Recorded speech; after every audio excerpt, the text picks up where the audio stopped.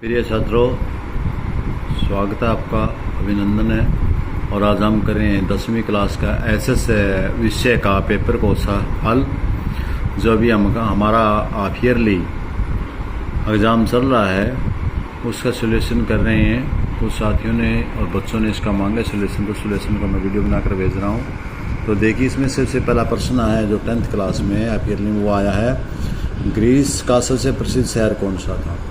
तो यहाँ ऑप्शन हमारे पास स्पार्टा, एथेन, रोम, दिल्ली। दिल्ली भी नहीं है, रोम भी नहीं है, स्पार्टा भी नहीं है। इसका सही उत्तर वो एथेंस है।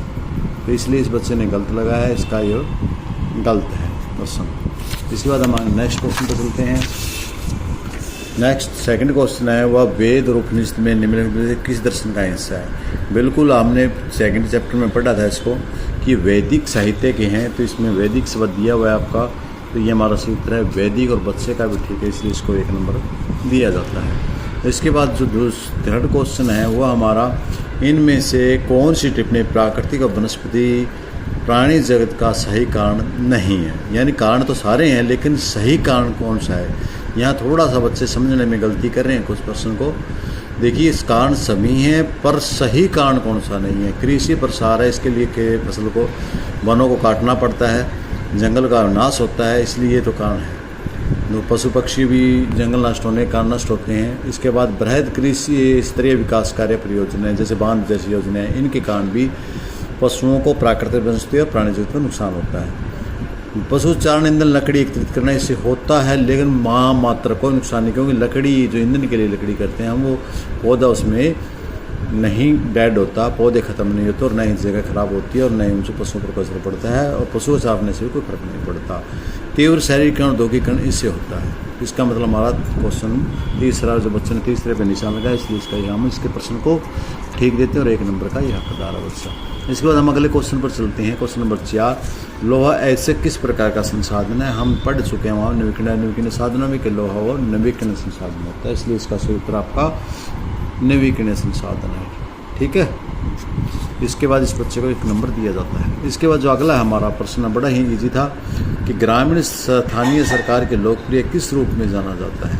तो इसको हम 3 भाग होते हैं, जिला परिषद, पंचायत समिति और ग्राम पंचायत, लेकिन गांव स्तर पर हम सिर्फ ग्रामीण स्तर पर ग्राम पंचायत के नाम से जानते हैं, इसलिए इस बच्चे का भी प्रश्न ठीक है और इसको 1 नंबर दिया जाता है। इसके बाद हम प्रश्न नंबर 6 पर चलते हैं।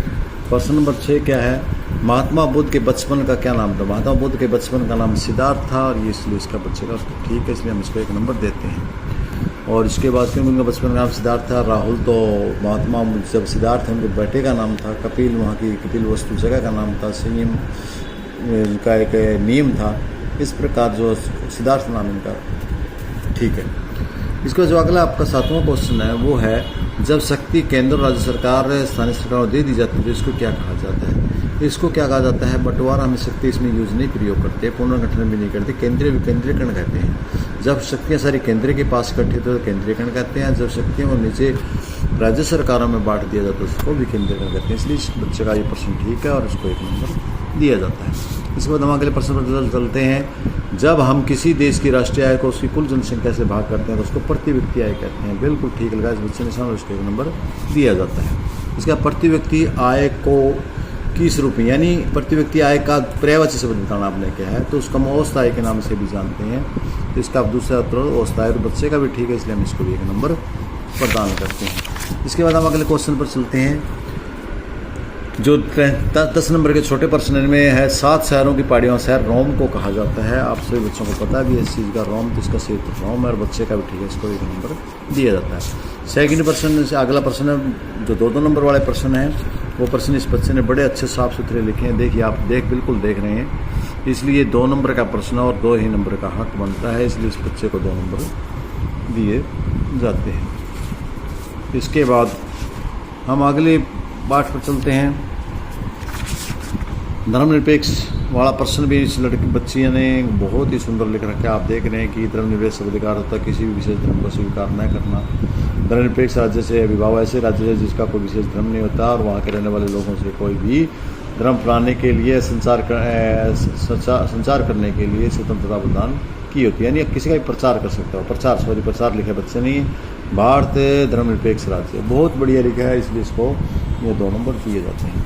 इसके बाद जो अगला क्वेश्चन है वो है आर्थिक गतिविधियाँ। वह इसमें क्या लिखता है बच्चा, वह सभी गतिविधियाँ जो धन से संबंधित है उन्हें आर्थिक गतिविधियाँ कहा जाता है। अर्थात गतिविधियाँ जिनमें हम किसी भी व्यक्ति को उससे के बदले में धन देते हैं, उससे बदले में धन लेते हैं, उसको आर्थिक गतिविधियों में शामिल होते हैं। कृषि करना है, खेती करना है, वेतन भोगी हैं, जो भी सारी तरह बिल्कुल लगभग मिल रहा बच्चे का अंदाज़ा इस बच्चे ने तो अपनी समझ के अनुसार ठीक लगा, तो इसलिए हम इसको 2 नंबर दे देते हैं। इसके बाद हम प्रश्न नंबर 3 पर आते हैं। इस्लाम धर्म को शीघ्र प्रचार के क्या कारण थे।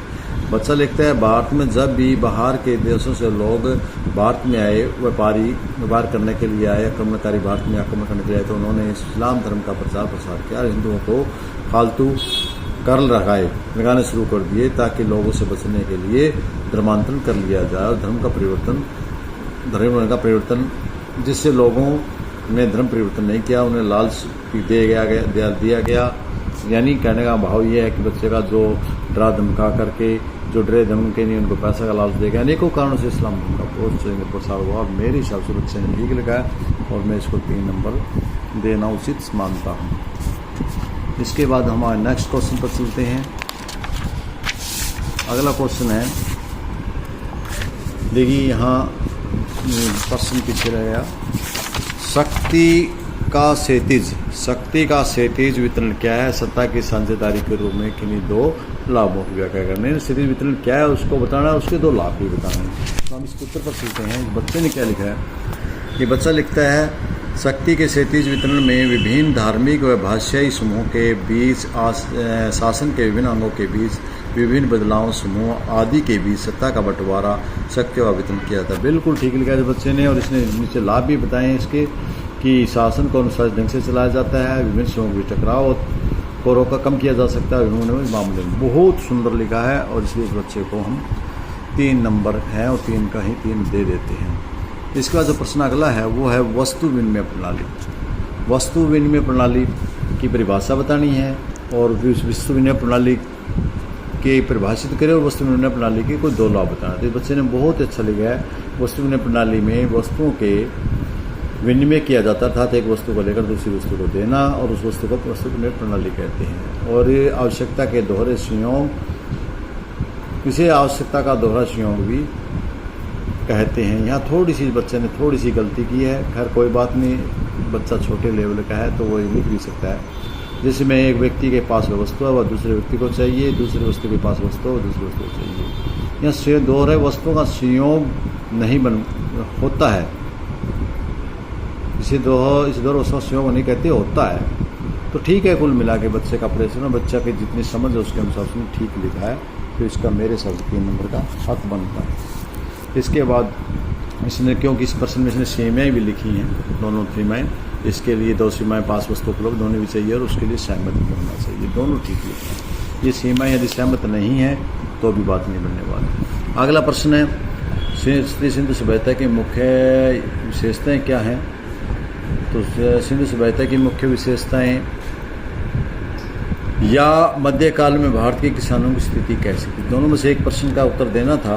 यहाँ बच्चे ने मध्यकाल में भारत की स्थिति का दिया कि मध्यकाल में भारत की स्थिति कैसी थी, खुद का किसान थे, पास विकास थे, किस प्रकार के मुजारियन थे, किस प्रकार के किसान थे, किसानों की पूरी स्थिति का वर्णन ये बच्चा कर रहा है। देख रहे हैं आप, जैसे कि प्रश्न मैं आपको दिखा रहा हूँ, ठीक लिख रहा है। मध्यकाल में भारत में कृषि बहुत बड़ा था और यह कृषि को मुख्य रूप से 3 भागों में बटा हुआ था, खुद काश्त, पाही काश्त और मुजारिम, जो को तीनों का वर्णन उन्होंने किया है। मैं सारा नए पढ़े करके प्रश्न आपको दिखा रहा हूँ। और किसानों की दया बहुत ही शोचनीय थी। यहाँ हमें किसानों की स्थिति पूछी जरूर, किसानों की स्थिति के ऊपर बच्चे ने पूरा प्रकाश डाला है, इसलिए मैं इसको 5 नंबर देना उचित मानता हूँ। जो 5 नंबर का क्वेश्चन है तो इसके मुताबिक इसने पूरा का पूरा प्रश्न निकला चुका है। इसके बाद इन्होंने कुछ सी साइड में भी लेके आए कुछ प्रश्न को, कृषकों के लिए शासक क्या क्या का पालन करना नहीं करते थे तो उन्हें सज़ा दी जाती थी, सैनिक की कार्रवाई की जाती थी। इसका जो अगला क्वेश्चन है वह भारत में वन्य समुदाय की भूमिका की महत्व कीजिए या मृदा प्रदन भूरक्षण को रोकने के उपाय कीजिए। तो बच्चों इनमें दोनों में से आपने एक ही प्रश्न देना था, दोनों के उत्तर नहीं देने थे, आज यहाँ थोड़ा में दिया हुआ है। तो यहाँ इस बच्चे को देखते हैं कौन सा प्रश्न किया है। इन्होंने ऊपर वाला प्रश्न किया है कि भारत में वनों और वन्य जीव जंतुओं के संरक्षण में अपना योगदान दे रहे हैं। वह समुदाय हर संभव प्रयास कर रहे हैं जिससे कि वह समुदाय में विभिन्न जंतुओं के पास इस काम में इन समुदायों की सरकार सहायता लेने से भी मना कर दिया है। भाई हम सरकार से सहायता नहीं लेंगे, अपने स्तर पर ही जीव जंतुओं की सहायता करेंगे। प्रकृति की पूजा करते हैं। बहुत से समुदाय हैं जो प्रकृति की पवित्र मान करके उनके भगवान का सचत्व मान करके पेड़ पौधों की पूजा करते हैं। बिल्कुल सुंदर लिखा है, बेटिया ने आगे लिखा है पेड़ पौधों की पूजा। हाँ, लोग पेड़ पौधों की पूजा भी करते हैं, प्रकृति के साथ साथ पेड़ पौधों की पूजा करते हैं। और इसके साथ साथ है वनों का संरक्षण। समुदाय से जैसे बिश्नोई जैसा समुदाय ने वनों को संरक्षण भी किया है। तो इस प्रकार है समुदाय और वनों और वन्य जीव जंतु में अपनी विशेष भूमिका निभाते हैं। तो जहाँ तक बच्चे की बात है, बच्चे के मुताबिक ही प्रश्न नंबर दे देते हैं, 5 नंबर दे देते हैं। अब आते हैं हम मैथ पर। मैथ आइए, जो अगला क्वेश्चन है वो यही पार्ट में मैप है। मैप में पहला प्रश्न है सरिस्का बांग रिजर्व कहाँ है। तो देखो छात्रों, सबसे पहले तो हमें पता होना चाहिए सरिस्का बांग रिजर्व है कौन से प्रांत में। ये हमारे पास जो नक्शा मिला है वो हमें मिल रहा है इंडिया का। इंडिया के नक्शे में बेटा आपको सबसे पहले तो ये पता होना चाहिए कहाँ है। तो ये सिर्फ है राजस्थान का। आप राजस्थान में कहीं भी इसको दिखा दें तो आपको ठीक मान जाए। 1 नंबर आपका यहाँ है। इस बच्चे ने 1 नंबर दिखाया है हैदराबाद में, तो ये गलत लिखा है इस बच्चे ने। इसके बाद जो 2 नंबर में प्रश्न देखते हैं हम क्या 2 नंबर पे जो मैथ में पूछा गया था वो पूछा काली मृदा वाला राज्य।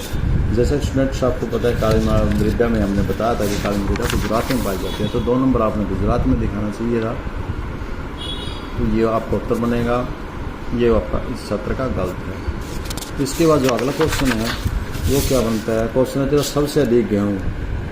तो बेटा हमने जब मैप करा था क्लास में तो आपको बताया था कि गेहूँ में सबसे अधिक पहला है वह है उत्तर प्रदेश, दूसरा है पंजाब, तीसरा है हरियाणा।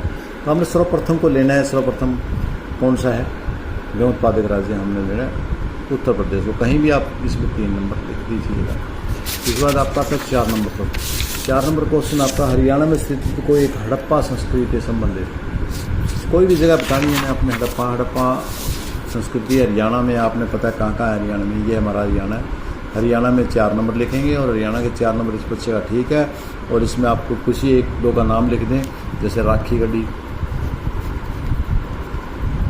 या राखी गढ़ी के साथ आपको और भी बनावाड़ी है। ये आपको याद आ जाए, जो भी आपको याद हो 1-2 नाम लिख सकते हैं। नहीं लिखा है तो भी कोई बात नहीं। इन्होंने बताया हरियाणा, तो इसलिए हरियाणा में पूछा गया। इसके बाद 5वां प्रश्न पूछा है इन्होंने। 5वां मैथ में पूछा है सिंधु सभ्यता की बंदरगाह गिरदवारा। ये लोथल था, उसमें में लोथल था और लोथल गुजरात के एरिया में आता था।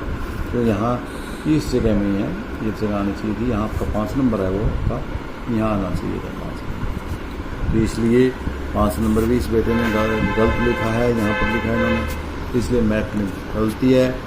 तो मैथ को अच्छी तरह से तैयार करने की ज़रूरत है। तो प्रिय छात्रों, आप सभी का वीडियो देखने के लिए धन्यवाद। और सभी जो आपकी त्रुटियां रही हैं वो उनको सुधारने का प्रयास करेंगे। इन्हीं के साथ धन्यवाद।